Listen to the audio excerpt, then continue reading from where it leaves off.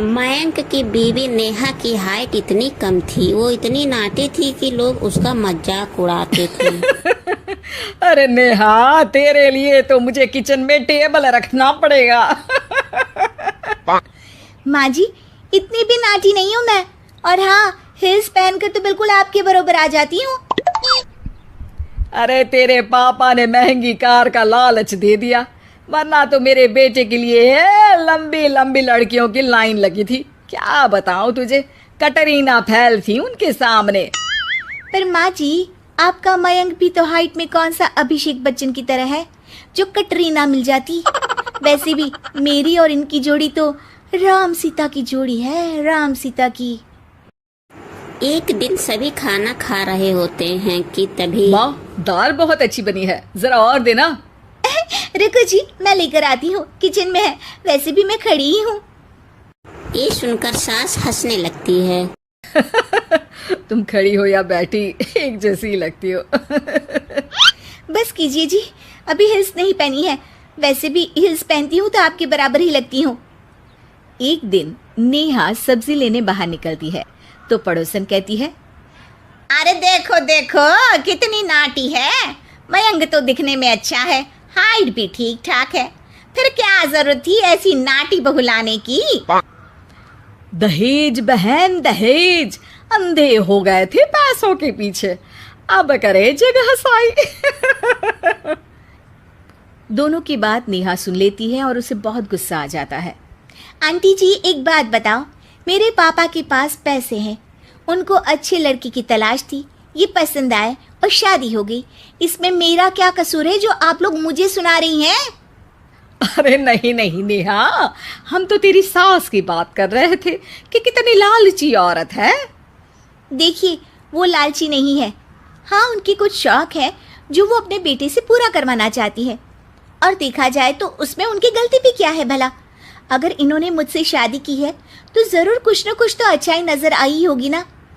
और अब ना तो मैं आपकी बहू हूँ और ना ही आपके रिश्तेदारों को मुझसे मिलना है। फिर ये बात समझ नहीं आई कि आप इतना परेशान क्यों हो रही हैं। ये बोलकर नेहा वहाँ से निकल जाती है। नेहा, चलो तैयार हो जाओ, हम लोगों को एक पार्टी में जाना है। नेहा तैयार होकर पार्टी में जाती है, जहाँ मयंक का दोस्त उससे कहता है, अरे मयंक, तू लकी है यार, तेरी बीवी की हाइट इतनी कम है कि तुझे बच्चे की जरूरत ही नहीं है, भाभी ही बच्ची जैसी है। और मयंक, मेरी बीवी इतनी कम हाइट की हो ना तो मैं तो घर से बाहर ही ना निकलूं, कहीं फुदक कर चली गई तो लेने के देने पड़ जाएंगे। सभी नेहा पर हंसने लगते हैं। तभी पार्टी की जगह पर आग लग जाती है। अरे भागो यहाँ से, जल्दी करो, निकलो यहाँ से। अरे लेकिन बाहर के दरवाजे पर ही आग है, अब कैसे बाहर निकलेंगे? कोई रास्ता भी नहीं है।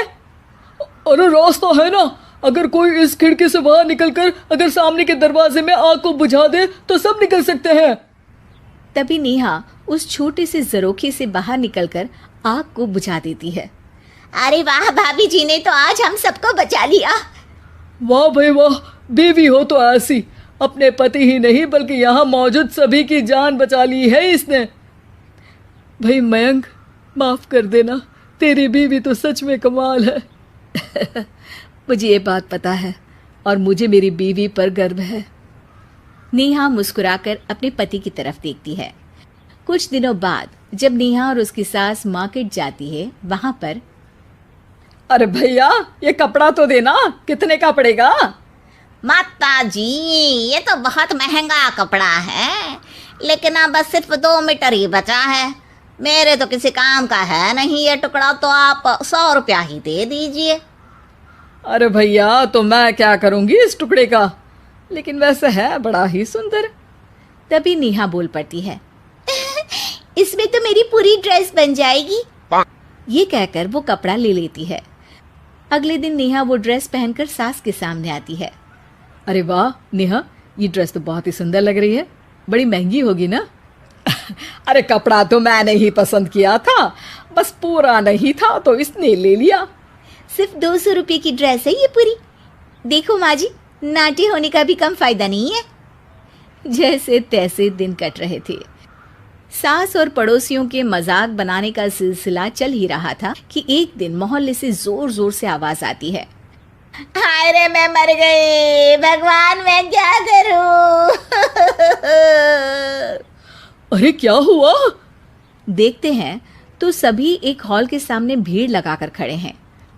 मेरा बेटा प्रिंस गड्ढे में गिर गया है। पड़ोसन जोर जोर से रोने लगती है कि तभी वहां नेहा आ जाती है। रोइए मत, मैं प्रिंस को लेकर आती हूँ।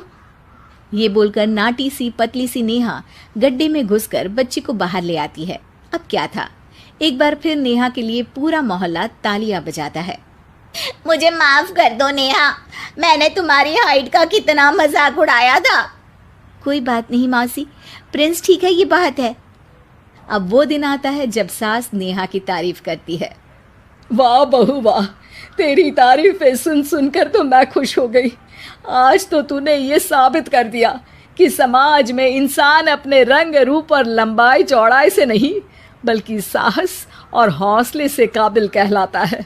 मुझे माफ कर देना बेटा।